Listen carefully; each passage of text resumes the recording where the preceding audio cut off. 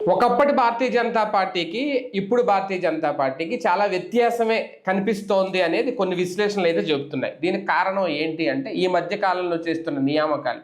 చివరికి ఇప్పుడు జాతీయ అధ్యక్షుడి ఎంపిక కూడా, అది కూడా ఒక 45 ఏళ్ల వయసున్న బీహార్కు చెందిన నితిన్ నబీన్ ఎంపిక ఎప్పుడైతే జరిగిందో చాలా వ్యూహాత్మకంగా భవిష్యత్తు కార్యాచరణ చాలా అద్భుతంగా తీర్చిదిద్దుకునేలా ఈ నిర్ణయాలు ఉన్నాయి అనేది. అయితే అసలు నితిన్ నబీన్ వస్తారు అని ఊహించింది నాకు తెలిసి చాలా తక్కువ మంది అయ్యి ఉండొచ్చు. ఎందుకంటే బీజేపీలో చాలా సీనియర్ల పేర్లే వినిపించినాయి. ఒకానొక టైంలో మళ్ళీ ఆయన్నే కొనసాగిస్తారా అనే ఒక ప్రచారం కూడా జరిగింది. అంతేకాదు నిర్మలా సీతారామన్ గారి పేరు కానీ ఇంకొకరి పేరు పురంధేశ్వర్ గారి పేరు, ఇలా చాలామంది పేర్లే వినిపించింది. కానీ ఫైనల్గా ఆయన ఎంపిక జరిగింది. అంతేకాదు తాజాగా మోడీ ఆయన ఉద్దేశించి చేసిన వ్యాఖ్యలు కానీ, అదే సందర్భంలో పశ్చిమ బెంగాల్ అలాగే తెలంగాణ, రేపు కేరళలో కూడా భారతీయ జనతా పార్టీ గెలిచే అవకాశం ఉంటుంది.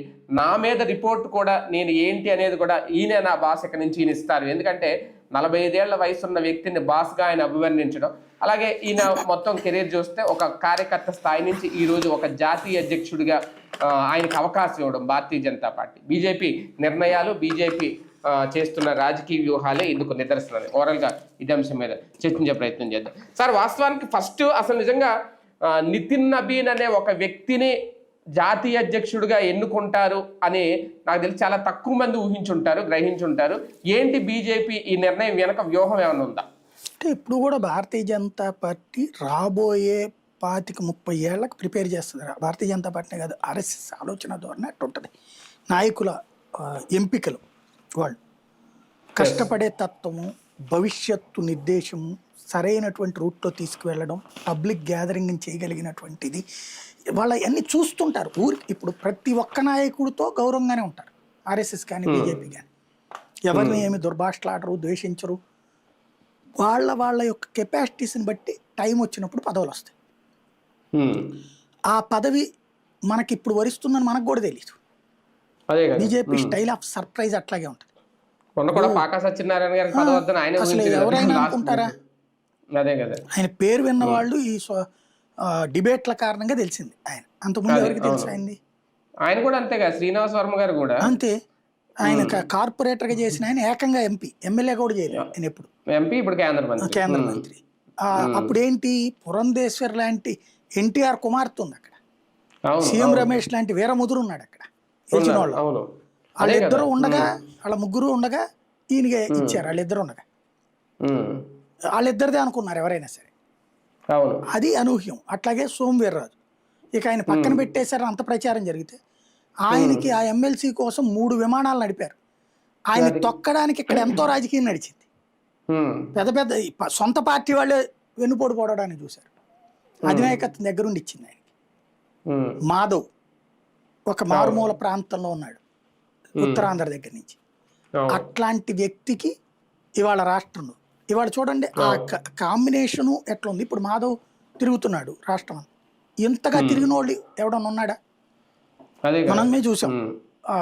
అంత ముందు ఉన్నటువంటి హరిబాబు గారు, లేకపోతే ఆ తర్వాత చూసినటువంటి ఆయన పేరేంటిది, మన కన్నా లక్ష్మీనారాయణ, సోమవీర్రాజు, పురంధేశ్వరి, ఇట్లా మన కళ్ళెదురుగుండా జరిగిన మార్పుల్లో చూస్తే ఇన్ని కార్యక్రమాలు, నిరంతరం కార్యక్రమాలు, అది పబ్లిక్తో లింక్ అయ్యి ఉన్న కార్యక్రమాలు. ఇటు కూటమిని సమన్వయం చేసుకుంటూ, ఇటు పార్టీని పికప్ చేసుకుంటూ వ్యూహాత్మకంగా వెళ్తున్నాడు కదా అతను.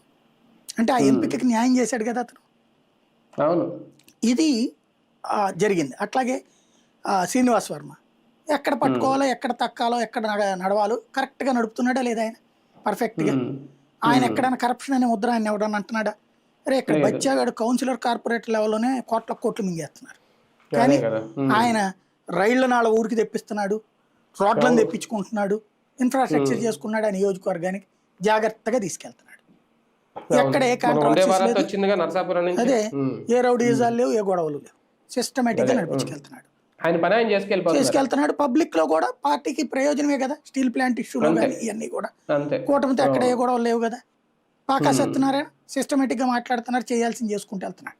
సోమవీర్రాజు కూల్, తనకి ఇచ్చిన పని దాంట్లో మాట్లాడడం వరకు తీసుకెళ్తున్నాడు. అంటే పార్టీ నిర్ణయానికి బద్దులుగా పార్టీ బాధ్యత ఎట్లాగా అన్నది చేసుకెళ్ళారు. అదే సందర్భంలో జాతీయ స్థాయిలోనైనా వాళ్ళ ఆలోచన ధోరణి అట్లాగే ఉంటుంది. ఇప్పుడు గడ్కరీ పేరు అంతకుముందు ఎవరికి తెలుసు?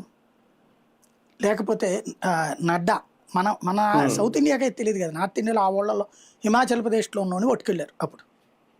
ఎక్కడ హిమాచల్ ప్రదేశ్? నడ్డా ఒక మారుమూల హిమాచల్ ప్రదేశ్లో ఉన్నోడు దేశంలో ప్రభుత్వాన్ని నడపగలుగుతాడు. అదే ఒక పార్టీ, దేశం మొత్తం నడపగలిగే పార్టీ.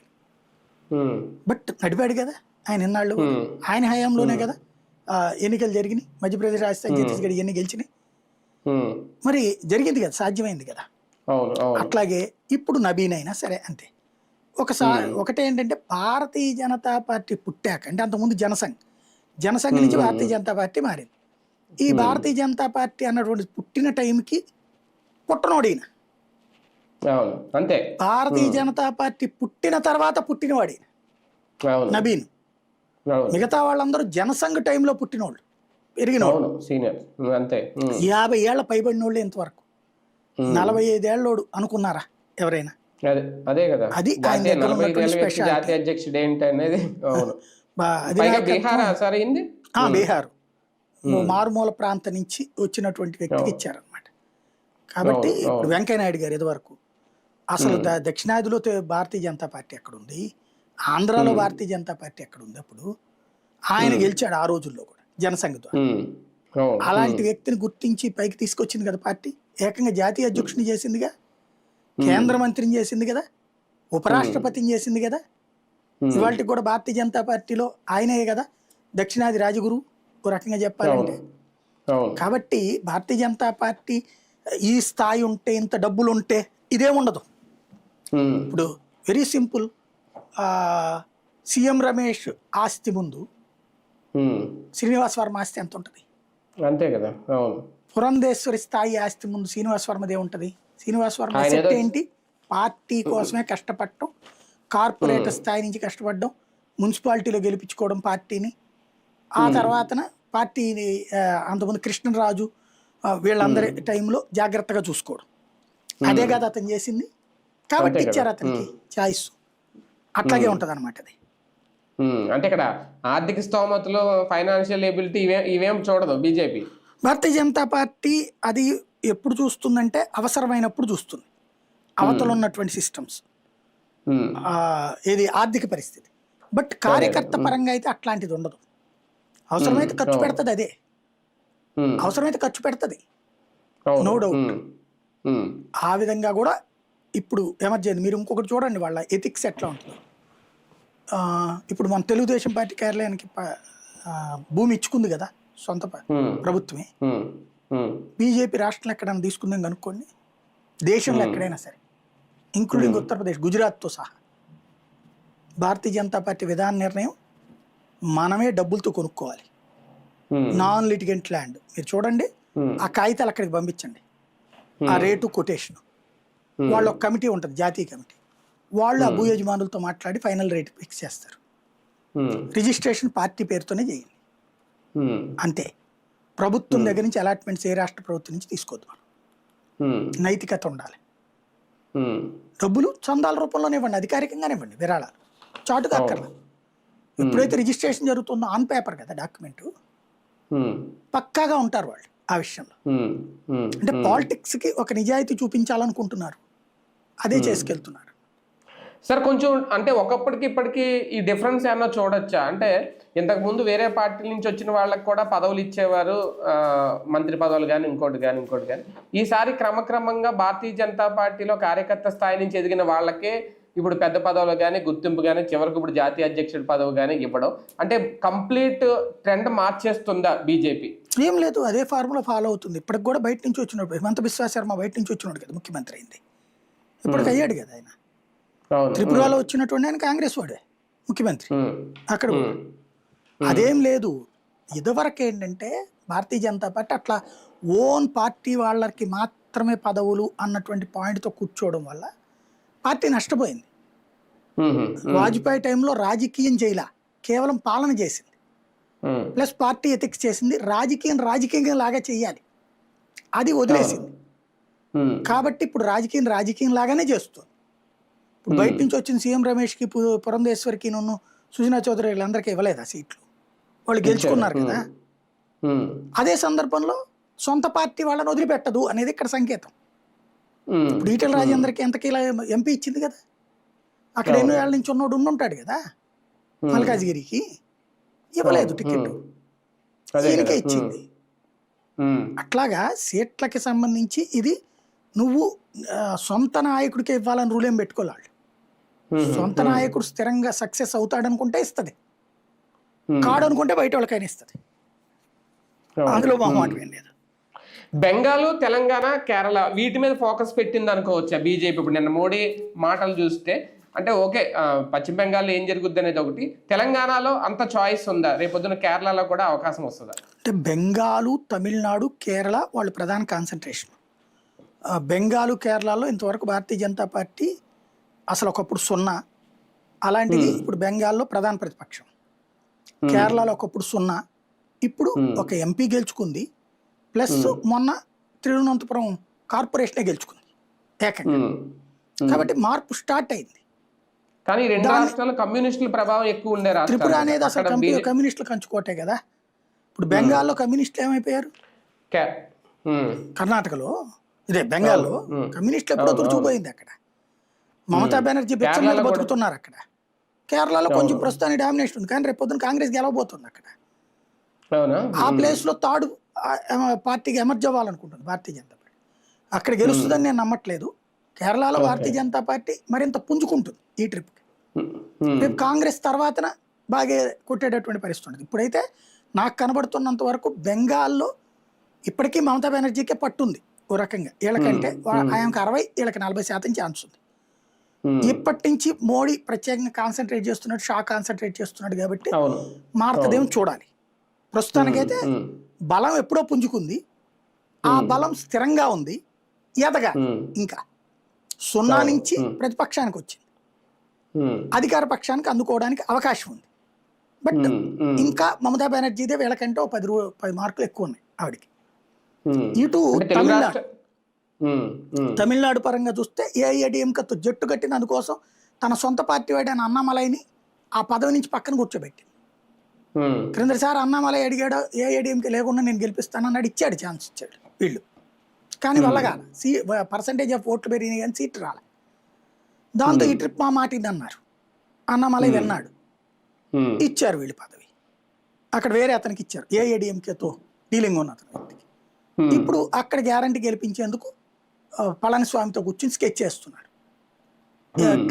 ఆ బెంగాలు, తమిళనాడు గెలిస్తే ఆ ఇంపాక్ట్ తెలంగాణ మీద ఈజీగా పడుతుంది రేపొద్దు. అంటే తెలుగు రాష్ట్రాలు ఆంధ్ర కంటే తెలంగాణ మీద ఎక్కువ ఫోకస్. ఫస్ట్ తెలంగాణ గెలిస్తే తర్వాత ఆంధ్ర ప్రస్తుతం కూటమి ఉంది కదా, ఇప్పటికిప్పుడు సాధ్యం కాదు. తెలంగాణలో రేవంత్ని గెలిపించడానికి తెలుగుదేశం పరోక్షంగా సహకరిస్తుంది రేపొద్దున. ఎందుకయ్యా అంటే అక్కడ రేవంత్ ఓడిపోయి బీజేపీ అధికారంలోకి వచ్చిందంటే నెక్స్ట్ ఆంధ్రాలో 50-50 అడుగుతారు సీట్లు. పవన్ కళ్యాణ్ సీఎం క్యాండిడేట్ 50% ఇవ్వమని అడుగుతారు. 2.5 years అని అడుగుతారు. కాదు అనే పరిస్థితుల్లో ఉండదు తెలుగుదేశం అప్పుడు తెలంగాణలో బీజేపీ గెలిస్తే. కాబట్టి బీజేపీని తెలంగాణలో గెలవకుండా తొక్కడానికి ప్రయత్నం జరుగుతుంది. కాబట్టి చూడాలి ఏం జరుగుతుంది. సార్, ఫైనల్ గా నిజంగా నితిన్ నబీన్ నిర్ణయం తీసుకోక ముందు చాలా మంది పేర్లు అయితే వినిపించింది. నిజంగా వాళ్ళందరి పేర్లు పరిశీలన తీసుకున్నారా? అదొక ప్రచారం మాత్రం. బీజేపీ అధినాయకత్వం అట్లాంటి పేర్లు వాళ్ళు ఏం పరిశీలిస్తున్నారో ఎప్పుడు బయటికి రాదండి. ఇవన్నీ మీడియాలో మన ఊహాగానాలు. మనకి తెలిసిన నాయకులు, మనకు బాగా కనిపించిన నాయకులందరికి ఇచ్చేస్తున్నారని మనమే రాసేస్తాం. ఒకప్పుడు ఏంటంటే ఓ సమాచారం నిజమైన విశ్వసనీయంగా ఉన్నప్పుడు మాత్రమే రాసేవాడు. ఇప్పుడు రాసేసి అదే విశ్వాసం అనుకోని చెప్తున్నారు. మోడీకి సంబంధించి మంత్రివర్గంలో పేర్లు ఎవరికన్నా తెలిసిందే? చిట్ట చివరి శాఖం దాకా నాకు బాగా ఒక ఇది విన్నా నేను. ఢిల్లీలో 3 ఢిల్లీలోనే ఉన్నారు మనోళ్ళు. సీఎం రమేష్, పురంధేశ్వరి, వర్మ కుటుంబాన్ని కూడా తీసుకుపోవాలా. పురంధేశ్వరి గారి ఫ్యామిలీ వెళ్ళింది. సీఎం రమేష్ ప్రిపేర్డ్, నాకంటే నాకు అనుకున్నారు. సీఎం ఈయన అనుకోవాలి వర్మ గారు అసలు. ఆయన అందుకని శంకర్గానే పోయి మామూలు హోటల్లో ఉన్నాడు ఆయన. వీళ్ళు 3 కూర్చున్నాం ఆ టైంకి భోజనానికి అనుకున్నారు మంత్రివర్గ ప్రమాణ స్వీకారం టైంకి. 3 కలవడానికి కూడా రెడీ అయ్యారు ఆంధ్ర భవన్లో కలుద్దామని. అంటే అప్పటికి తెలియదు, ఎవరికి చెప్పలేదు. వాళ్ళంత సస్పెన్స్ మెయింటైన్ చేశారు. కరెక్ట్గా ఇందులో వర్మ గారు బయలుదేరిన తర్వాత వెళ్తూ ఉండగా ఫోన్ వచ్చింది, మీరు అర్జెంటుగా అటు వచ్చేయండి అని, మోడీ గారిని కలవండి అని. అటు వెళ్ళిపోయాడు ఆయన. వీళ్ళకి చెప్పని కూడా చెప్పలేదు. వీళ్ళు ఏమనుకుంటున్నారు, ఆయనకు ముందే తెలుసు అనుకుంటున్నారు. చెప్పలాళ్ళు. ఈయన నువ్వు మోడీని కలువు అని చెప్పి నువ్వు ఇంకెవరికి చెప్పొద్దని చెప్తారు సాధారణంగా. ఈయన అందుకని ఏం చెప్పలేదు. భోజనానికి వస్తున్నానని అటు వెళ్ళాడు ఆయన. మంత్రివర్గ ప్రమాణ చివరికి వాళ్ళ ఆవిడ కూడా ఫీల్ అయిందట నాకు తెలిసినంత వరకు. ఏది వర్మ గారి మిస్సెస్ కూడా, ఎందుకంటే ఫ్యామిలీ లేదు అక్కడ. నీకు చెప్పుంటారని నాకు చెప్పలేదమ్మా అని చెబుతాడు పాప వాళ్ళ ఇంట్లో. లేకపోతే వాళ్ళ కుటుంబం చాలా పెద్దది, ఉమ్మడి కుటుంబం. అక్క చెల్లెళ్ళు అన్నదమ్ములు అందరూ ఒకే అపార్ట్మెంట్ లో ఉంటారు, కింద పైన ఫ్లాట్. ఫ్యామిలీ మొత్తం వెళ్ళేవాళ్ళు 100 మంది, ఎవరు లేరు, ఒక్కడే ప్రమాణ స్వీకారం చేసి వచ్చాడు. ఆయనకు కూడా చెప్పలేదు, చెప్పుంటే వెళ్ళేవాడు, ముందే చెప్పేవాడు కదా ఆయన. కాబట్టి అంత సర్ప్రైజ్ ఉంటుంది బీజేపీలో. అంటే ఈయన నితిన్ ఎంపిక కూడా అలాగే జరిగిందా? అంతేనా? లాస్ట్ మినిట్ ఎందుకు ఇప్పుడు మన మాధవ్, విష్ణువర్ధన్ రెడ్డి, రమేష్ నాయుడు వీళ్ళందరూ ఉన్నారు కదా మన వర్మ గారు, వీళ్ళందరితో కలిసి పనిచేశాడు అతను చాలా చోట్ల ఎలక్షన్స్ లో. మన మహారాష్ట్ర ఎలక్షన్స్ లో వాటిట్లో కూడా పనిచేశారు. వీళ్ళందరూ ఏం బాస్ అంటే ఏం బాస్ అనుకునే రకం. అకస్మాత్తుగా అతని పేరు వచ్చి వీళ్ళు షాక్ అయ్యారు. అంత చనువు ఉంది వీళ్ళకి. అంటే ఇలాంటి ఒక నాయకుడే ఇప్పుడు ఒక విష్ణువర్ధన్ రెడ్డి జాతీయ నాయకుడికి ఎట్టగా ఇచ్చారు, జాతీయ స్థాయిలో పదవులు అయ్యి. అలాది అంతే ఉంటది అది. కాకపోతే అది ఎవరిని గుర్తిస్తుంది అనేది అక్కడ కీ పాయింట్ అనమాట.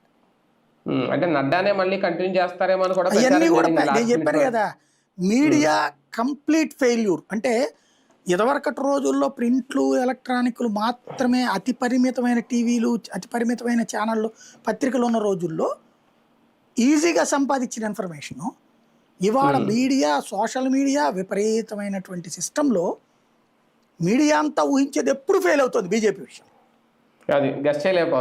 ఎప్పుడు గెస్ చేయలేకపోతుంది. బడ్జెట్తో సహా నోట్ల రద్దు దగ్గర నుంచి ఏదైనా మోడీ విషయంలో ముందుగా కనిపెట్టగలిగిందా బీజేపీ? అది మోడీ తెలివితేటలు, అమిత్ షా ప్లానింగ్. అదే కదా, రైట్. చూద్దాం. మొత్తానికి నిజంగానే నితిన్ నబీన్ ఎంపిక అవుతారు బీజేపీ జాతీయ అధ్యక్షుడిగా అనేది నిజంగా లాస్ట్ మినిట్ వరకు ఆయనకు కూడా తెలియదు. ఏదేమైనా భారతీయ జనతా పార్టీ తీసుకునే నిర్ణయాలు, అది కూడా బీజేపీలో మొదటి నుంచి కార్యకర్త స్థాయి నుంచి జెండా భుజాన్ని పెట్టుకుని మోసిన వాళ్ళకి అవకాశాలు అదిస్తే వస్తాయి అనేసి మరొకసారి నిరూపించింది బీజేపీ. తెలుగు రాష్ట్రాల్లోనూ ఇంకా మిగిలిన రాష్ట్రాల్లో, రేపు పశ్చిమ బెంగాల్లో ఎంతవరకు ఈ డెవలప్మెంట్ కనిపిస్తుంది, గెలుపు సాధ్యమవుతుంది, వేచి చూడాల్సి